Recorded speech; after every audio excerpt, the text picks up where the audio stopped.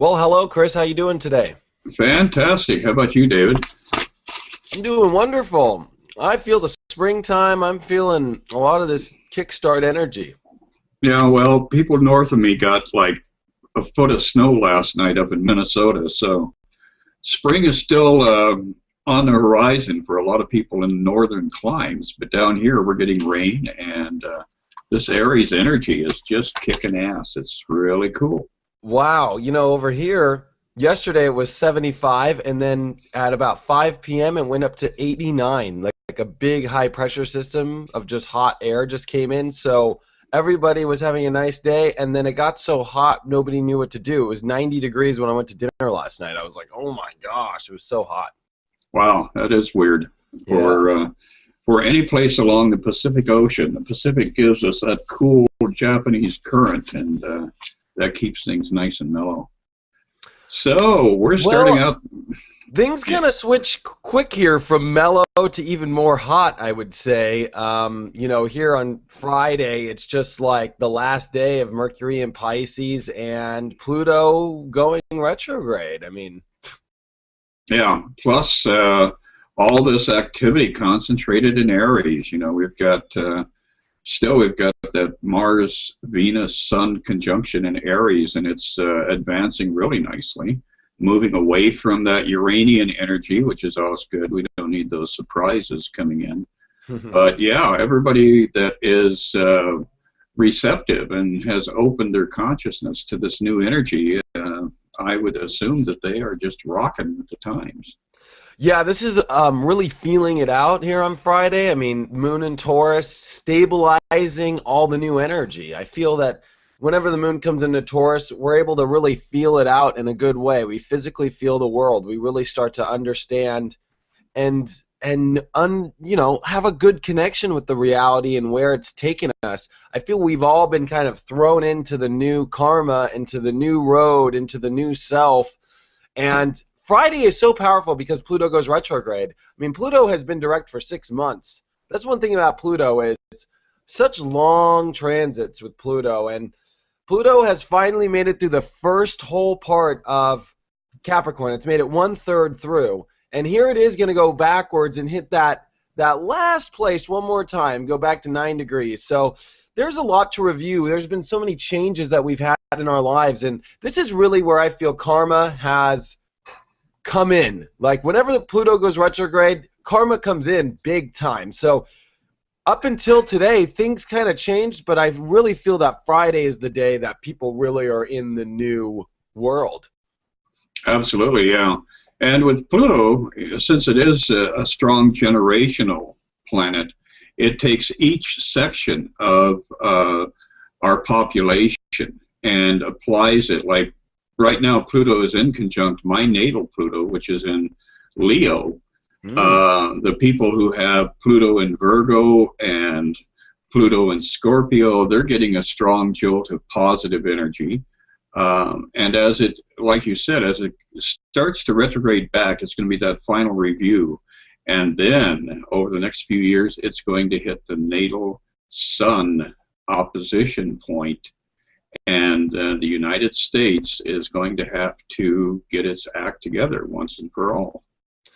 It is. And with Pluto, this is looking at that Capricorn energy, that structure. And I look at it in our own lives. This is the structure of your life, how it holds up together, the bones of your life, the fabric that holds the skyscraper together. Like in your life, it has crumbled in some way, but it also is being rebuilt to be a stronger building. And in every part of your life, you have to look and see what has fallen and what is being rebuilt. And this is going to review the new changes you've made to the structure of your life and test them in a way. Test and see if, Pluto has to come in and kill any last things. Pluto comes in and says, no more sorry. Pluto is the place that just comes through and kills it all. So Pluto retrograde, you feel those. Anytime, those are the most karmic points in your life. I've looked at every Pluto retrograde and I'm like, oh my gosh. It's actually when I started my horoscope last year was Pluto retrograde. And so it always comes around the same time. It's so weird Mm-hmm. because they're so perfect. Like this is last year came on April 10th. Here it is on April 12th. I mean, it's that close. you know. Yeah, yeah, and again, there's a sense of a higher function going on. There is a higher consciousness somehow directing all of these activities and orchestrating this ballet. The other thing that's really interesting right now is as Pluto starts to retrograde, we've already got Saturn moving backwards now. And so they're going to be in that nice tight sextile doing a little bit of a dance backwards. And that's going to be very interesting because Saturn is going to give us understanding as to why Pluto is having its effect on us. Yeah, it is. And I think it's important because the energy is about to shift heavily as we leave the Aries. We're getting ready for some Taurus energy. I mean, just this weekend alone, Mercury leaves Pisces and comes into Aries. And Mercury's been in Pisces for a month and a half. So this is going to really excite so much and really give a lot of clarity as to why you're in this new place in your life, like this new you, this new direction. Like, we've been kind of trying to just figure the spiritual energy out, and we're really good at following the signs and going with the flow. We understand how to go with the flow. Now we need to understand how to courageously accept this new path and charge forward with it.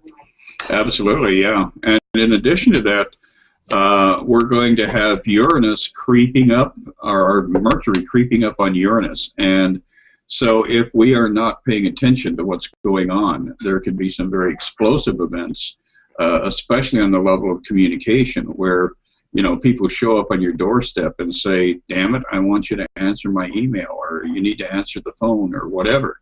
So there's some edgy energy with this too. And again, it's forcing us to be mindful of the daily activities of our lives. And it's really giving us epiphany energy, you know, like, oh my gosh, crazy understandings of what we're here to do, like out of nowhere, just lightning bolt energy. It only comes around, you know, not that often. So this can be really exciting, but I think you made a good point. I mean, yeah, I'm even feeling it in my own life. There's people that need to get back to me straight up right now. So it kind of, especially in Aries, forces it to be right now. Like, one thing about this time period is we all want things now. We want it to move forward. And Venus, you know, comes into Taurus at the beginning of this week. I mean, it literally just, we're going to really start to feel this Taurus shift. And this is also lining up for that big solar eclipse, which is happening in less than a month in Taurus. So we're going to start switching gears here into really starting to materialize this new path, start to understand some value systems in ourselves. And Venus in Taurus is wonderful placement because Venus is naturally home in Taurus. Mm-hmm. Yeah, Venus luxuriates in Taurus. Yep. Well, the cards for the current cycle here is keep your eye on that Earth energy as we advance into Taurus. So the rest of this week is going to be this burn-off. All of the stuff in Aries is going to just create like a wildfire. It's going to move rapidly, and then we're going to land in that Taurus energy. And at the same time, good old Mercury is in flight here. This is the Knight of Swords. So communication is really going to advance now. If you've been feeling like your communication has been bogged down, people haven't been responding to you, now you're going to have to sit down and answer 15 emails an hour for a while here just to get caught up. I can totally feel that energy. And I think it's interesting to see that Knight of Pentacles come up because that is the nice slow trot. But it's funny that our mind, though, is not ready to. So it's almost like reality starts to slow down, but inside we are burning. We are still up. There is still so much happening around us in our close environment. That's one funny thing about Mercury is it rules our close environment. So, you know, our neighbors, our friends, our circle, our brother, our sister, like things are just like zapping in our close environment as we are stepping into the new path. But on a longer scale, you know, we're starting to see, especially as Mars is going to come and follow all this Taurus energy by the end of the week and so forth, like things are really moving into this. I think the Knight of Pentacles shows the perfect way of a nice soft trot and to really let you start to feel where you're going. And remember that the tortoise wins the race, like not the rabbit. You know, the rabbit can get you going, but don't keep that going the whole time. Like, understand what's worthwhile in your life. Start to feel things out. Right, and we do have Venus beginning to oppose Saturn as it advances into Taurus. And so we're going to be, again, getting some lessons about what we place our value in, because Venus is all about those Venusian values. What do we cherish? What do we hold dear? And so we're going to have to reconcile our value system a little bit as this very rapid passage of Venus opposing Saturn and interacting once again with Pluto. So it's a dynamic week ahead for all of us.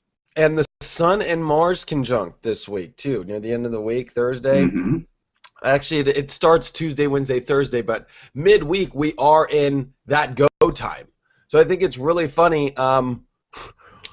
And Mercury is on Uranus while we have the Sun and Mars together. So this can be radically, like, it's the final push. I'd call this the final push this week, because then afterwards, especially now that Pluto is retrograding, a lot of the crazy changes I think led up to Friday that you're watching this. But after this is the last push into this all.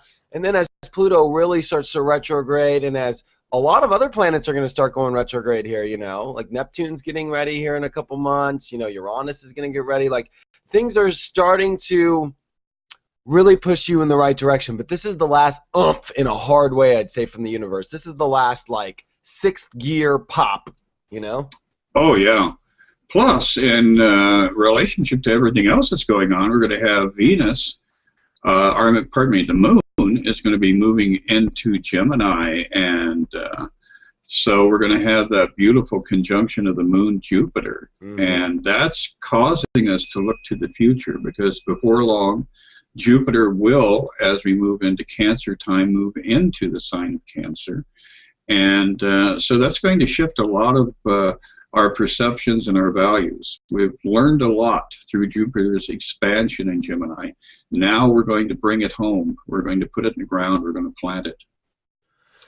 Yeah, and it's funny because Jupiter this whole week, up until the end of the week, is at the exact spot of the Venus eclipse that happened in June 5th of 2012. The Venus eclipse happened at 14 degrees Gemini, and the Venus retrograde also was in this period, and Jupiter's highlighting a lot of that Venus eclipse.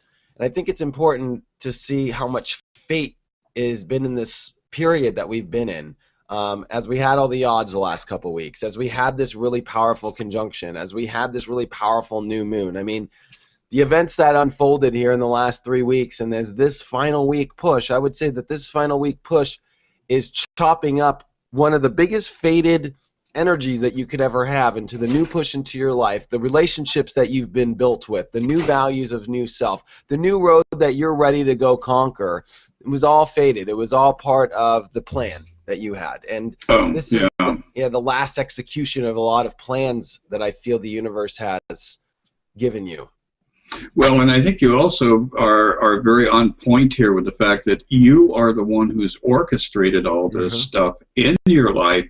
So don't run around whining and blaming everybody else and, join my pity party because I'm a victim. Because if you have that perception that you are not the one who has created this, then you will become the victim. And look at that. By the end of next week, you will be working on trying to release the past. A lot of sorrow will come to the surface if you are not working on your higher evolutionary themes here.